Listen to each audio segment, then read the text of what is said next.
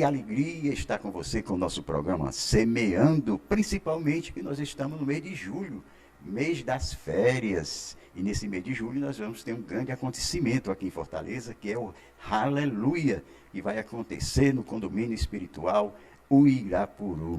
No nosso programa de hoje, vamos trazer um tema muito importante para você que está nos acompanhando no programa de hoje. E eu digo porque o que me motivou a trazer esse tema. Nessa semana, eu recebi no meu zap um pedido de oração para uma jovem de 13 anos que tinha tentado o suicídio. Isso realmente me questionou muito, realmente rezei e continuo rezando, porque eu não conheço essa jovem, e quantos jovens e outros jovens necessitam desse auxílio. E para falar sobre esse assunto de prevenção ao suicídio, nós convidamos, no programa de hoje, a Iana Queiroz. Bom dia, estamos com a doutora psicóloga Iana Queiroz, que irá falar sobre um tema não muito agradável, mas necessário. É um prazer estar aqui com vocês hoje. Meu nome é Iana Queiroz, eu sou psicóloga formada pela UFC e atualmente eu estou fazendo especialização em saúde mental na UES. E é um prazer estar vindo aqui falar sobre esse assunto tão importante que é a prevenção do suicídio. A alegria é para nós, né? De você estar disposta, jovem, já batalhando na prevenção do suicídio. Você participou do Pra Vida. O que é o Pra Vida e como foi sua experiência dentro do Pra Vida? Pode falar tudo que você passou lá. O Pra Vida, ele é o programa de apoio à vida. Ele é um programa que ele tem o intuito de atender pessoas com a demanda de questão do suicídio. Então, é um programa que ele vai ter todo o seu foco para atender e fazer a divulgação da prevenção do suicídio. E eu fui extensionista de lá por mais ou menos 1 ano e meio. Sim. E lá a gente tinha algumas atividades, que era triagem, a gente fazia algumas avaliações, aplicação de escalas e o atendimento psicológico, em que cada extensionista tinha os seus pacientes. E assim, o Pra Vida, ele é focado em um atendimento mais de urgência, sabe? Então, assim, a pessoa ia, a gente fazia a triagem, fazia várias perguntas para entender como é que aquela pessoa estava, se ela estava com risco alto, baixo, médio, e também para saber se ela se enquadrava no serviço que a gente dava lá no Pra Vida. Então, quando a pessoa passava pela triagem, a gente começava o atendimento psicológico, claro que com a supervisão, porque a gente ainda era universitário, tinha supervisão com psicólogo, outras reuniões também com os outros profissionais do ambulatório. Certo. Que o Pra Vida ele fica ali no Hospital Walter Cantídio, aquele hospital universitário. Então, é lá que ocorre os atendimentos. Então, a gente fazia mais ou menos 6, 8 encontros. Sim. Ou seja, era um atendimento psicológico, mas não era aquele de longo prazo. Então, ele tinha o caráter de tirar a pessoa daquele risco mais grave, aquele momento de impulsividade que a pessoa está com mais pensamentos. Então, esse era o intuito. Então, quando eu já atendi vários adolescentes e adultos lá, na época que eu fazia parte do Pra Vida. E quando a gente percebia, né, depois desses encontros, quando a gente percebia que a pessoa já não estava mais com aquele risco, Sim. né, a gente percebe, nossa, essa pessoa não está mais nesse risco, mas ela precisa de acompanhamento. Então, a gente encaminhava aquela pessoa para outros serviços, como, por exemplo, as clínicas escola, inclusive a da UFC, né, tem outras faculdades também que tem, para o CAPS em alguns momentos. Então, assim, a pessoa ela não ia ficar desassistida, mas no Pra Vida, a gente cuidava dessa parte mais grave, né? Então, se você quer um atendimento psicológico de longo prazo, não é lá que você consegue, mas você consegue essa parte mais urgente, entendeu? Então, foi a partir do Pra Vida que eu comecei a perceber a importância da prevenção do suicídio, sabe? Sim. Porque é uma coisa que sempre vai aparecer no trabalho do psicólogo. Não só do psicólogo, né? De todos os profissionais. Mas principalmente da psicologia, em todas as áreas que eu for trabalhar, por exemplo, Sim. Vai aparecer. Em algum momento, um adolescente, uma criança, um adulto, um idoso, sempre vai aparecer alguém com essa demanda de ideação suicida, de planejamento. Então, se o psicólogo não sabe mais ou menos como lidar com essa situação, fica bem complicado. Então, é um diferencial você saber sobre esse assunto e você consegue acolher e ajudar aquela pessoa melhor.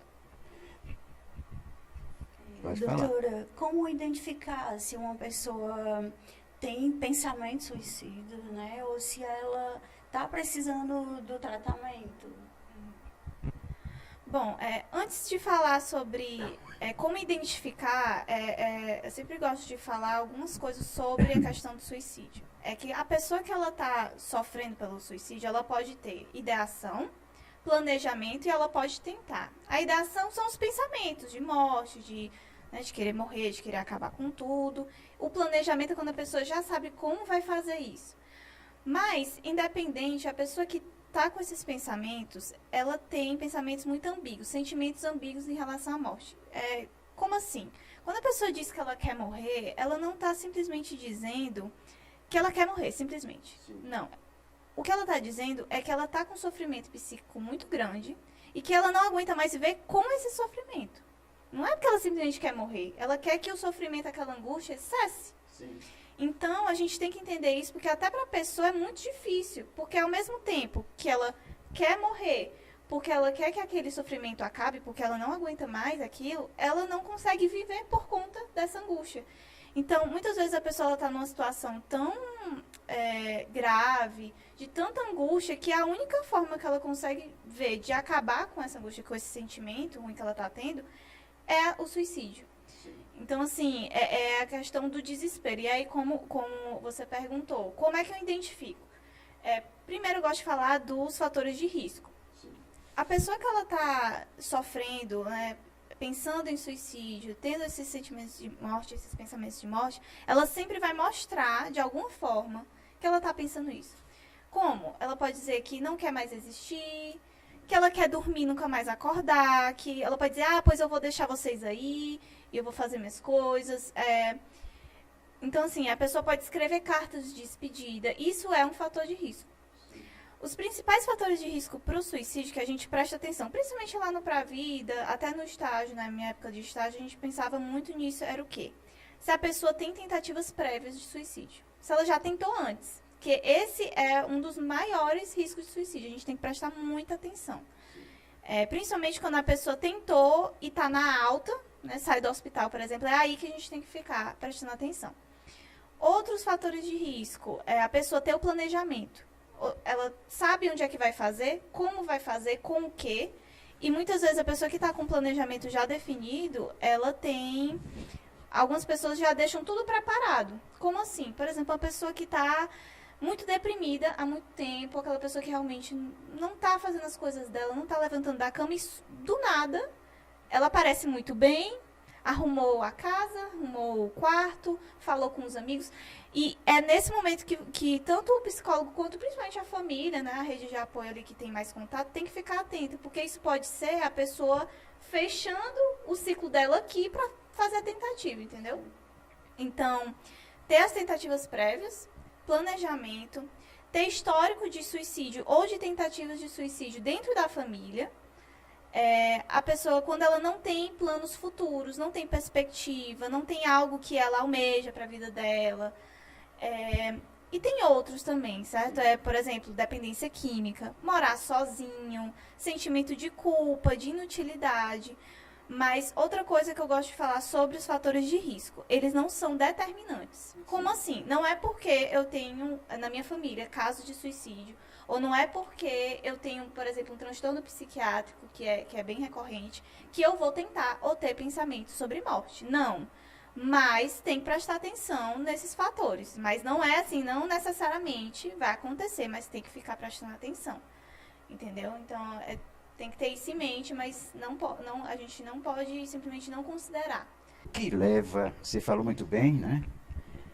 O que te levou a caminhar para essa vocação de psicóloga? Bom, foi mais no terceiro ano. Eu sempre me interessei por pessoas, sabe? Ter o contato. E na época do terceiro ano eu tive que ir para minha psicoterapia. E aí eu comecei a me identificar muito, assim, com essa função. Eu me via, sabe? Eu me via muito naquela profissão. E aí eu Tentei, eu gosto muito, assim, é uma profissão desafiadora, mas gratificante e muito importante, principalmente agora depois do Covid. Né? Sim. Que as pessoas, com qualquer pessoa que você fala, pelo menos comigo, quando Sim. você pergunta como é que a pessoa tá, sempre a pessoa diz, tá todo mundo precisando de psicólogo, tá todo mundo, as pessoas passaram por muitas perdas, né? Então, foi mais isso, né? Principalmente me ver naquela profissão que eu estava ali tendo contato com a minha psicóloga, né? Na minha psicoterapia. Eu amo a psicologia. O que leva a criança, você que é mãe, que assiste programa de televisão de violência, esses programas podem também ativar na criança esse pressentimento de suicídio? Assim, não necessariamente. O suicídio ele é multifatorial. Então não vai ser um programa Sim. violento que a criança assiste que vai determinar que ela, entende? Não é assim, são vários fatores. Mas sobre a questão da psicologia, não, desculpe, dos pensamentos de morte em criança, Sim. tem vários motivos, né? Uns que a gente pode ver na literatura, a questão de abuso sexual, emocional dentro da família, ou fora também, Sim. na escola. A gente vê muito na televisão aqueles casos de babás ou professores que maltrataram as crianças, né? Negligência dos pais também. Uhum. E sobre os fatores de risco, todos esses fatores também influenciam, mas o que é que a gente deve pensar de sinal que uma criança ou adolescente pode dar quando o comportamento daquela criança ou adolescente muda muito drasticamente. Sim. Se é uma criança muito alegre, muito comunicativa e ela do nada fica muito quieta, muito na dela, não quer comer, não quer brincar, é de se prestar atenção, sabe? É de se investigar para ver o que está acontecendo. E sempre ouvir a criança, porque às vezes os pais pensam, é brincadeira, é criança. Não, é escutar o seu filho, porque ele vai estar passando alguma mensagem para você. Eu tenho curiosidade, assim, porque na adolescência, né, muitos hormônios, tudo isso, um turbilhão de tudo isso junto. O que leva, assim, eu sei que também até a questão do bullying, né, com os adolescentes, é o que leva também um adolescente e também a mídia, né? Que todo mundo tem que estar muito bem vestido, os adolescentes têm que estar com o último celular da moda, tudo isso. E eles não conseguem administrar todas essas funções, doutora. O que você pode falar a respeito? Bom, assim, o meu foco, além da prevenção do suicídio, eu também tenho um foco mais em adolescentes. Eu atendo também adultos, né, idosos. Mas eu falo isso do foco na adolescência porque no meu estágio obrigatório da faculdade eu atendi muitos adolescentes. Era mais focado para isso. E, assim, são várias, como eu falei, é multifatorial. Mas quando a gente pensa no adolescente, o adolescente ele já está passando por um momento conturbado, né? O adolescente ele está formando as suas opiniões. Ele está passando por aquele momento de separação ali com os pais, de entender o que é que ele gosta, o que é que ele não gosta. Então, assim, já é um momento de tensão, pode ser um momento de tensão para esse adolescente. E aí junta a mídia, junta a necessidade de ser aceito pelo grupo de amigos, que isso é muito importante, sabe? Mas com esse negócio das mídias, né, do status, e até mesmo com um pouco de glamorização dessa questão de suicídio, tem muitos filmes, né, que colocam de um jeito como se fosse muito bonito, né, assim. Então, acaba sendo difícil. Mas, assim, uma das coisas importantes sobre o que não fazer relacionado a uma pessoa que está com esse sofrimento é não julgar, primeiro de tudo, não julgar o motivo daquela pessoa. Eu sei que pode ser difícil, principalmente para a família, né, entender o que é que acontece. Quer dizer, a família não julgar o adolescente. Isso, não julgar o motivo, assim. Sim. Eu sei que no começo, quando a família tem conhecimento que o adolescente está com ideação suicida, já fica logo, ai meu Deus, né? Sim. Mas tentar ter calma e escutar o que é que aquele adolescente ou aquela pessoa, né, pode ser um adulto, tem para falar. Entender e não condenar, sabe? Porque às vezes a gente fala alguma coisa pensando que vai ajudar e piora. Como, por exemplo, a gente não deve falar que a pessoa tem esse sentimento é pecado, por exemplo. ou então que é falta de Deus. Por quê? Quando a pessoa que ela está com esse tipo de sentimento, ela pode já estar com sentimento de culpa. Então, quando você fala que é pecado, primeiro, você não vai estar ajudando e você pode estar precipitando um sentimento de culpa naquela pessoa no sentido de ser a gota d'água para ela. Muitas vezes está faltando só um comentário negativo desse tipo para a pessoa, não, agora foi o meu limite. E também não ajuda, né? Então, e também falar que é falta de Deus. A gente sabe que a espiritualidade, religião, pode ser sim um fator protetivo. Dependendo da crença da pessoa, né? Tem que ver o que é que ela acredita, se aquilo é importante para ela, pode sim ser um fator protetivo. Mas quando você diz que é só falta de Deus, entende que simplifica a angústia daquela pessoa? Você está dizendo para ela, olha, é muito fácil, vai para a igreja que dá tudo certo. A gente vê, né, caso até daquele padre que passou pela depressão, né? Então, isso o suicídio, os pensamentos de morte, pode ser em qualquer pessoa, né? Religiosa ou não, ateu, uma freira, um padre, né? Então, o não julgar. E outra coisa que você falou da mídia, né? A gente vê muito, infelizmente, as pessoas compartilhando fotos e vídeos de pessoas que tentaram, né? Que morreram com suicídio, e mostra mesmo fotos, e a gente não deve compartilhar isso. A gente deve compartilhar a prevenção, essas informações. Entende? Gostei disso. Nós estamos na mídia, né? E é para isso que nós estamos com o programa de hoje, trabalhando a prevenção ao suicídio. E Ana, eu tive um encontro com um padre de Grandes, americano, ele era psicólogo, já falecido, há muitos anos. Ele é um grande pregador no mundo inteiro. Então, uma vez ele disse uma coisa que ficou no meu coração. As pessoas não querem morrer, as pessoas querem ser amadas. Então, é com essa palavra que nós vamos para o nosso segundo bloco. Fique conosco, tem muita coisa ainda para a gente esclarecer.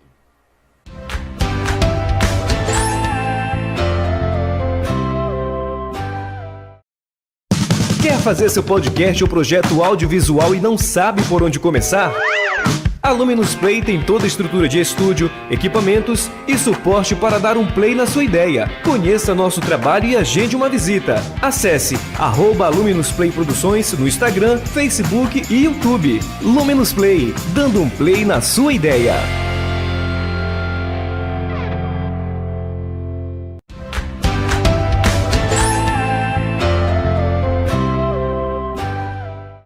Estamos voltando com o nosso programa Semeando, agora com o segundo bloco, falando de prevenção do suicídio. Bom, primeiramente, assim, o cuidado tem que ser com todo mundo, independente do transtorno, né? Assim, como eu falei, nos fatores de risco, tem transtornos mentais, certo? Então, não é que toda pessoa que tem ideação, ou que tem planejamento, ou tentou, vai ter o transtorno, mas a maioria tem, certo? Então, assim, o que é que acontece? Na depressão, a pessoa já tem mais sentimento de inutilidade, já tem mais um vazio existencial que pode contribuir para uma tentativa, sim. Já o transtorno bipolar tem muito, dependendo do caso, tem muita impulsividade. E a impulsividade é outro fator de risco. Porque aquela pessoa, ela pode, no momento, né, de impulsividade, tentar, sem pensar muito. Né? Assim, claro que tem todo o background dos sentimentos que a pessoa tem, né, do próprio transtorno em si. E aí essas pessoas que têm os transtornos precisam tá em consultas com um psiquiatra, tá também no processo psicoterapêutico, porque não adianta você estar só tomando remédio e não tá na sua terapia. Né? Então, é por aí. E nesse perfil dos drogados também, há mais possibilidade entre eles? As pessoas que têm dependência química, né, alcoolismo, sim, tem fatores de risco, né, inclusive a pessoa pode até, por exemplo, morrer de uma overdose, mas isso assim, morrer pela overdose pode ser também acidental, né? Pode ser acidental. Tem muita história de artistas famosos, isso, né? Que mas tem também que aquelas pessoas que realmente tomam para se matar e tem esse risco também. Mas geralmente está ligado com a questão da impulsividade também. O militar, a família do militar, há um risco maior? Bom, policiais, militares, pessoas que trabalham com um contexto violento e principalmente que tem armas em casa, pode ser sim um fator de risco, porque ela tem, a pessoa já tem um meio em casa, né? Todo mundo tem algum tipo de meio em casa, né? Que seja uma arma branca, mas quando tem uma arma mesmo, arma de fogo, fica mais fácil, sabe? Então tem que prestar atenção. Os policiais, militares, eles têm que ter acompanhamento psicológico, né? Tanto tem avaliação psicológica para eles entrarem nesse trabalho, mas deve ter a continuação do acompanhamento psicológico. Porque senão, assim, na minha opinião, não ia adiantar muito a pessoa só passar pela avaliação e não tá ali na sua terapia, pelo menos de vez em quando, para ver como aquela pessoa tá. Pandemia, como as pessoas podem absorver todo aquele sofrimento, né? Aquelas cenas que a gente via na televisão, e isso, muitas pessoas ficaram mentalmente afetadas. Sim, principalmente com medo, né? Sim, com certeza. Primeiro que com o Covid as pessoas passaram por muitas perdas, sabe? Até assim, uma pessoa que pode não ter perdido ninguém da família ou amigos, mas só de ver que tinha tanta gente morrendo, todo aquele caos, até artistas, né? Porque isso é um tipo de luto também, você sem lutar por um artista que você gostava, né? Então... Um padre, um bispo, né? Que muitos sim, foram morrer com com certeza também. Então, e também naquela época que estava o lockdown, que a pessoa morria e a família não podia nem fazer o velório. Nossa, isso é muito delicado.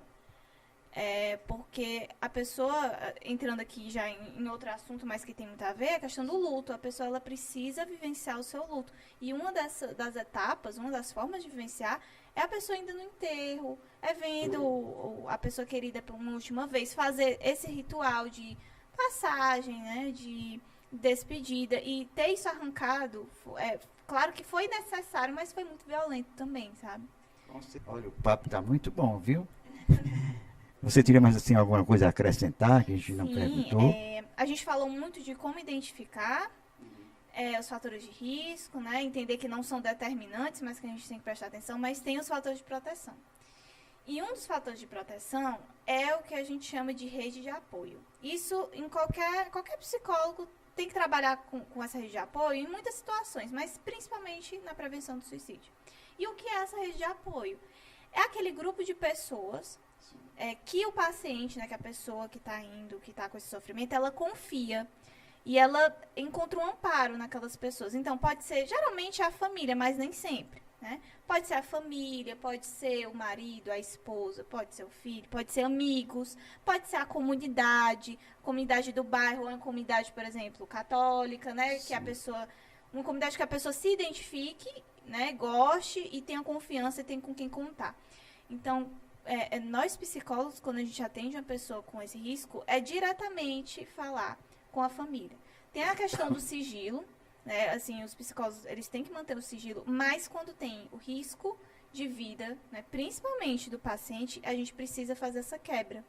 E isso é muito assim, pelo menos como eu faço, eu e Ana, psicóloga, falar com o paciente, explicar que aquilo é uma situação, né, de risco, e que vai ser falado com a família apenas o necessário, certo? E isso é questão ética mesmo do psicólogo, mas no sentido que a gente tem que orientar a família, porque a família vai estar ali, geralmente, 24 horas ou então muito mais tempo do que eu, psicóloga, que passo 50 minutos, 45 minutos com o paciente ali, não tenho como ver ele em outros momentos, né? Então, a gente trabalha muito com a orientação dos pais, muito mesmo. Pais, família, o marido, a esposa. Em que sentido, né? De não deixar a pessoa sozinha. Sim. Mas não no sentido de você ficar fiscalizando cada movimento da pessoa, mas de estar realmente ali, de fazer companhia, de tentar entender o que aquela pessoa está sentindo. Um fator protetor, né? Protetivo do suicídio. A pessoa não ter os transtornos psiquiátricos, né, mentais, ela ter planos para o futuro, perspectivas, a pessoa conseguir identificar pelo menos uma coisa que ela sabe que impede ela de tentar. Muitas vezes pode ser um filho, pode ser o cônjuge, né? Pode ser um projeto que a pessoa quer muito na vida dela. Isso já é um fator de proteção. E sobre a família, né? Acolhedora, sem julgamentos, é muito protetivo, né? A pessoa, ela também não ser impulsiva é protetivo. Mas do mesmo jeito que eu falei que os fatores de risco, eles não são determinantes, os protetivos também não são. No sentido que a gente não deve, fulano não está com planejamento, fulano não tem transtorno mental, fulano tem uma rede de apoio muito acolhedora. Isso não quer dizer que ele não possa tentar, ou não vai apresentar nunca um pensamento suicida. Então, esses fatores é para prestar atenção, tanto o psicólogo quanto as pessoas que estão ao redor dessa pessoa. Doutora Iana, o nosso tempo é curto na televisão, que a gente podia fazer 2 programas, sei lá, se novamente a gente continuar com esse tema aqui. Então, nós vamos encerrar o programa agradecendo a Claudiana aqui na produção, nos ajudando no programa, agradecendo a você. Um abraço na Diana, sua mãe, que concedeu a permissão de você vir. Né? Muito obrigado, Diana. Só mais uma coisinha. Se você conhece alguém que está passando por esse sofrimento, encaminhe essa pessoa para um serviço de psicologia, tá? Tem um Pra Vida, tem um Biadot, tem uns psicólogos clínicos que têm esse foco. Por exemplo, eu tenho esse foco, mas a gente tem vários profissionais que também têm esse foco. Tem um CVV que você pode ligar 188 e vai ter voluntários lá no momento de emergência. 188. 188, que é o Centro de Valorização da Vida, mais para urgência, tá? Sim. Mas, e respeitar a pessoa, sabe? E incentivar que ela busque o tratamento, que também é um fator protetivo. E vale a pena viver. A vida é maravilhosa. Você que acompanhou o nosso programa de hoje vai ficar com um momento musical diante de todo esse tema, acreditando que Deus é amor e que o amor cura, que o amor liberta. Se você está passando por alguma necessidade que você está sentindo, você já sabe aonde procurar, né? E também o seu Instagram, né? Quiser, sim, o meu Instagram é @ianapsi, IANAPSI. Eu sempre estou postando coisas lá, estou com a agenda aberta, mas também lembrando que tem outros profissionais com esse foco, viu? Bem, mas se alguém fizer uma pergunta que eu possa responder também aqui no programa, sim, aí pode. você me manda que a gente dá a resposta. Quem quiser também tirar alguma pergunta lá no direct, pode mandar, viu? Tá bom. Agradeço a você. Pronto, muito obrigado. Claudiana, muito obrigado. E para você também, é sua honrosa audiência. Nós vamos ficando por aqui. Até o próximo sábado, se Deus quiser, aqui na TVC com o nosso programa Semeando, às 7 horas da manhã.